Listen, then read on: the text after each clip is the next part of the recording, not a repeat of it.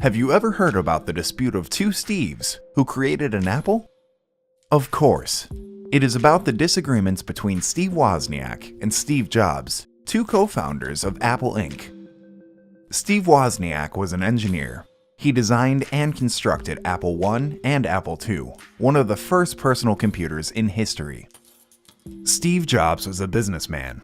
He turned ideas into market successes and, thanks to his great marketing skills, encouraged millions of people to buy Apple products. The cooperation of the two, however, was not smooth and without clashes. Wozniak has repeatedly emphasized that, in his opinion, Jobs is not a great visionary changing the world, but only a man with a marketing flair who can use other people's ideas and make money on them. Nowadays, Steve Jobs is the first person that comes to mind when we talk about the creators of Apple's success. Steve Wozniak seems to remain in the shadow of glory in his great namesake. Many computer geeks who are keenly interested in the industry openly claim that Jobs did not create anything himself, but merely stole fame and money from Wozniak. We are facing an alleged dichotomy between a genius and creator, namely Wozniak, and a parasite gaining profits from other people's achievements, i.e. Jobs. A poor but brilliant inventor versus only an entrepreneur. Does it really work like this, and are the real creators of millions of life-changing inventions exploited by greedy businessmen? To answer this question, we have to first understand the difference between an invention and an innovation. Inventions are the driving force of technological development, which is crucial for a civilization's development. Prosperity, length, and quality of life, as well as the convenience of everyday lives of people all over the world, depend on technology. Technology has increased the productivity of manufactories several dozen times, thanks to the use of steam engines. It freed farmers from hard and exhausting work from dusk till dawn, because it provided them with tractors and harvesters. It made traveling around the world easier and faster, thanks to railways, then cars, then airplanes. However, not every invention contributes to technological development, and some, even the brilliant ones, are never widely used. Why? Let's look at what an invention is. James Burke, in an article on Encyclopedia Britannica Online, defines invention this way. Invention, the act of bringing ideas or objects together in a novel way to create something that did not exist before. The first man-made wheel, and then axle and wheel set, was an invention because it was a new way to solve the problem of transport, and it made possible the creation of carts. The first hoe, the first sundial, the first watermill. Each one of these was an invention, just like the inventions whose creators we know today by name, such as a modern printing press with a movable font by Johannes Gutenberg, an atmospheric steam engine by Thomas Newcomen, Orville and Wilbur Wright's airplane or Dynabook, i.e. the first visionary portable personal computer designed by Alan Key in Xerox PARC Laboratories. We understand what inventions were and are. However, not every invention becomes as groundbreaking as the ones mentioned above, and it certainly does not become so immediate.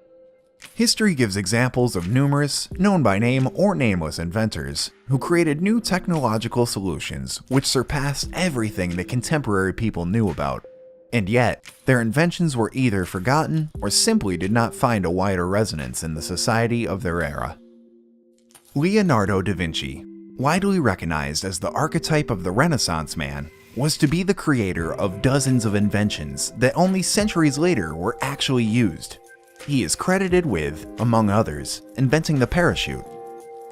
However, parachutes, as well as many other inventions attributed to Da Vinci, were not used until a few centuries later. You can even talk about the entire nations of inventors that gave the world the creators of extraordinary technologies, but often, these technologies for centuries did not have any wider implications for these nations. They were rather curiosities and toys for the rich elites than widely available goods that changed the lives of the masses.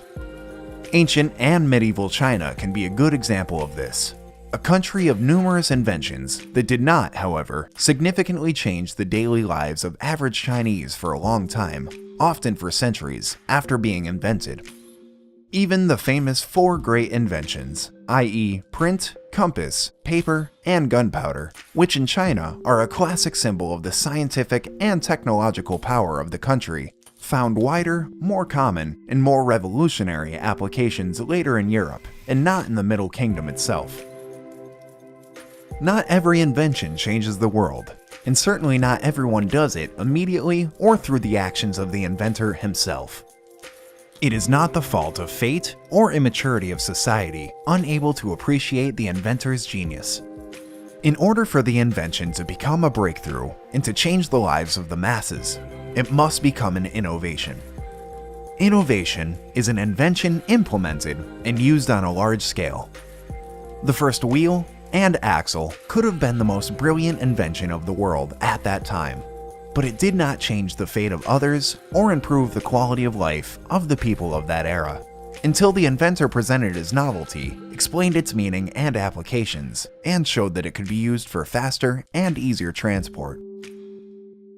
Gutenberg's printing press would not matter at all if it were not adopted by others, and if it soon did not become widely used to print writings, including the Holy Bible translated into national languages.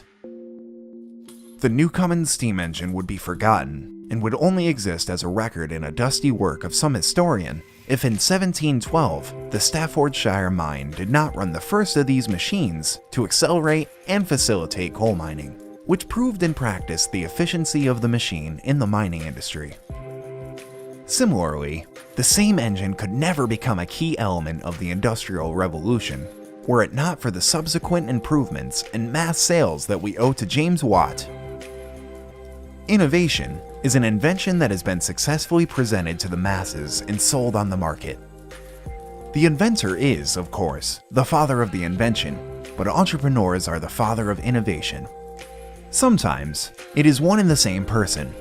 History knows many inventor entrepreneurs, such as Thomas Alva Edison. However, the author of the spectacular success of a given technological novelty is often someone else entirely than the inventor himself. This is not surprising. After all, not every scientist or engineer must also be a businessman and a specialist in advertising, promotion, and sales. In society, everyone acts on the basis of his or her best judgment, engages in voluntary interactions with others, and has a chance to profit from it. The one who meets the needs of a wide range of consumers gains the most, but nevertheless, everyone gains: the inventor, the entrepreneur, the multiplier of a given invention, and finally, the final recipient of the product, the consumer. Back to the example of China. Why the Industrial Revolution and the radical increase in prosperity and improvement of society's living conditions started not in China, but in Great Britain and the USA, and not before the mid-18th century. It might seem that China had everything a country needs for a breakthrough: inventions, huge population, large surface area, lots of natural resources.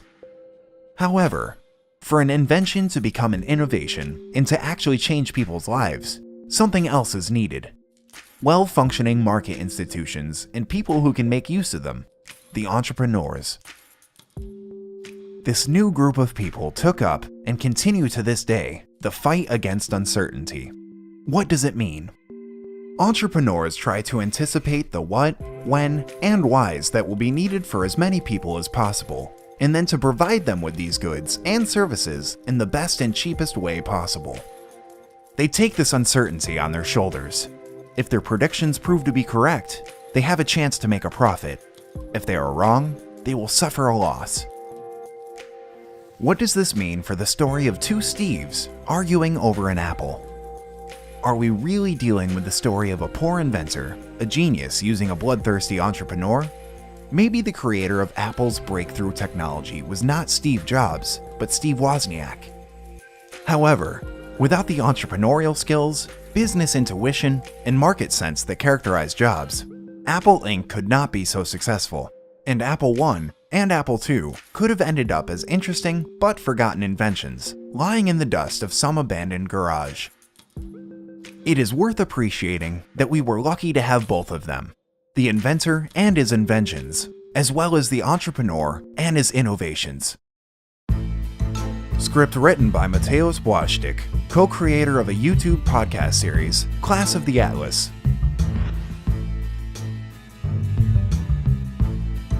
Please visit econclips.com. I encourage you to subscribe to our YouTube channel and like us on Facebook. You will find links in the description box.